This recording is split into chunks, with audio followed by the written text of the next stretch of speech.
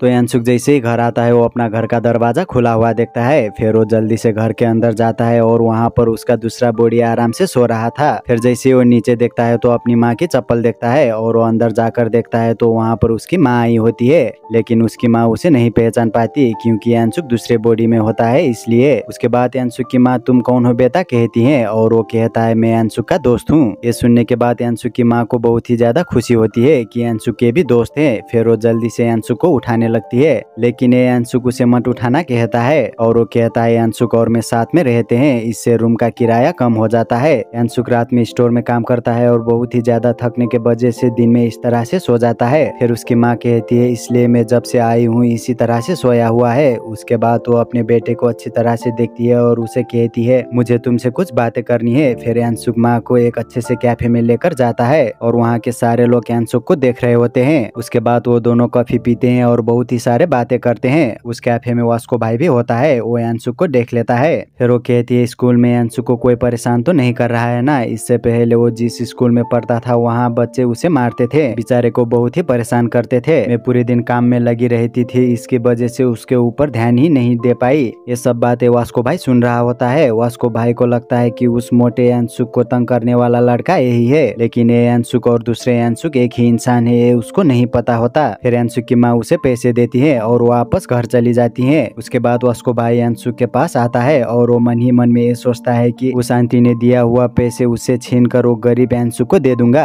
फिर वास्को भाई उसे अपने साथ लड़ने के लिए कहता है और बिना सोचे समझे यांसुक के ऊपर हमला कर देता है, लेकिन यांसुक उसके हर एक वार से बच जाता है। फिर यांसुक कहता है आप ऐसे क्यों कर रहे हो और वो उस आंटी ने दिया हुआ पैसे मांगता है ताकि वो मोटे यांसुक को दे सके, लेकिन ये यांसुक मन ही मन में सोचता है कि ये मेरे पैसे छीनना चाहता है। उसके बाद उन दोनों के बीच दमदार फाइट होती है। फिर यांसुक अपने पूरी ताकत से वास्को भाई को मुक्का मारता है और वास्को भाई बेहोश हो जाता है। फिर यांसुक वास्को भाई को सॉरी बोलता है और वहाँ से निकल जाता है। उसके बाद फिर से हम यांसुक की दूसरे बॉडी को देखते हैं। यांसुक ये सोच रहा होता है कि उसने वास्को भाई को कैसे हराया। फिर तभी वहाँ पर वास्को भाई आ जाता है जूस खरीदने के लिए और वास्को भाई यांसुक को कहता है मैं तुम्हारे पैसे नहीं ला पाया और कहता है तुम कमजोर नहीं हो, थोड़ी ट्रेनिंग करो। उसके बाद ये सुनकर यांसुक को जोश आ जाता है और वो ट्रेनिंग करना शुरू कर देता है। फिर तभी वहाँ पर एक बहुत ही खूबसूरत लड़की आती है। यांसुक उसे देखकर लाल हो जाता है। फिर वो लड़की कुछ सामान खरीदती है और एक जूस यांसुक को देती है और कहती है अच्छे से ट्रेनिंग करना और वहाँ से चली जाती है। उसके बाद यांसुक जूस पीता है और फिर से ट्रेनिंग करना शुरू करता है। फिर हमें एक बहुत ही बड़ी बिल्डिंग दिखाया जाता है। वो बिल्डिंग हेजोन का होता है, वो बहुत ही अमीर होता है और एपिसोड 4 यहीं पर खत्म होती है।